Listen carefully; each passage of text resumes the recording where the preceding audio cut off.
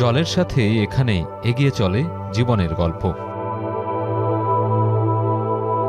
সুনামগঞ্জের হাওরের বুক চিরে বিশ্বম্ভরপুর উপজেলা। কখনো অথই পানি, আবার কখনো বা পানির সংকটকে সঙ্গী করেই চলে এখানকার জীবিকা। ভরা বর্ষায় যখন পানিতে টইটুম্বুর, ঠিক উল্টো চিত্র গ্রীষ্মের তপ্ত দুপুরে। বিশাল জলরাশির মাঝেও পানি সংকট, চৌচির ফসলের মাঠ। শুধু তাই নয়, সংকট পড়ে বিশুদ্ধ খাবার পানিরও।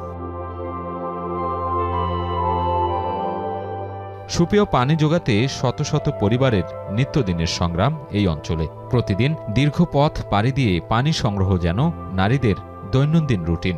খাওয়াটাই তো যেখান থেকে পারে এখান থেকে নেই, এক কইলা নে পানি নেয়া তো পানি কোনোবা খালি খানিটাও আর এক কলস পানি নিয়ে খালি খাইয়ে। এরপরে গাড়া গুড়া থেকে এইটাই তো আমরা গোসল গোসল করে ফুরুতা খাজলে বাজলে বড়া আমরা তার কোনটা করার মতন নাই। সঠিক টাইমে স্কুলে যাই যেতাম না, এই পানি আনতে যাওয়ার সময় বাদে স্কুলে আইয়া টাইম পাইতাম না যাওয়ার। বাবু তো ওইতে দেরি হয়ে যায়, স্যার ম্যাডামে তো অনেক বকাবকি খাইছি। ভূগর্ভস্থ পানির স্তর নিচে নেমে যাওয়ায় কয়েক বছর ধরেই টিউবওয়েলগুলোতে পানির দেখা নেই। সুপেয় পানির অভাবে ব্যাঘাত ঘটে সাংসারিক কাজে।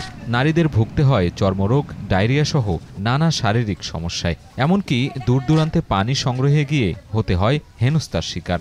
আগে তো দূর থেকে গা ওই ফুসকুনি থেকে গানতাম, গাং থেকে গা তুলতাম, খাদ্য নইতো অসুখ বিসুখ হইতো, পৈতসারা হইতো, তো অনেক শান্তি হয়েছে। ভালো পানি দেয় আমরা শান্তি পাইতেছি, মানে সুখ হয়েছে। পানি আনা গেলে তো মুখ করতো, চিল্লাইতো, তারপরও বেয়াল্লা আনতাম। খেয়ে হোক লুকাই আনতো পানি রাত্রে, খেয়ে হোক মসজিদ তো আনতো। অনেক ধরনের কষ্ট আমরা আসলাম স্যার। আমরা আল্লাহ খুব শান্তি। আমরা বিভিন্ন জায়গার তো রয়েছে ওইলানো শান্তি। আমরা সংগঠনের মাঝে অন্য ভাড়াত তারা ইলান হই হিন্দু আদিত্য মাল জায়গা আটটা দুধাত পানি খাইছে। এই অঞ্চলের মানুষের অস্তিত্ব আর সংগ্রামের বয়ানে জড়িয়ে আছে জল, জীবন আর জলাভূমির গল্প। তবে সে গল্পে রয়েছে হতাশার চিত্র। সুনামগঞ্জের এই প্রত্যন্ত অঞ্চলের মতো সারা বিশ্বে সুপেয় পানির সংকটে ভুগছে প্রায় 200 কোটি মানুষ। তাই স্বভাবতই প্রশ্ন থেকে যায়, জলের জীবন ফুরালে কি মানুষের জীবন বাঁচে? কেসারেন শেকড় থেকে শিখরে।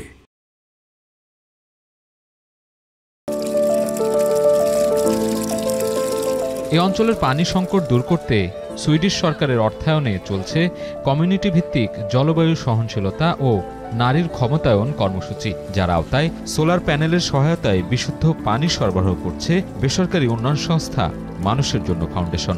Water treatment plant, rain water harvesting পদ্ধতিতে সুপেয় পানির সহায়তা পাচ্ছে প্রায় 150 পরিবার।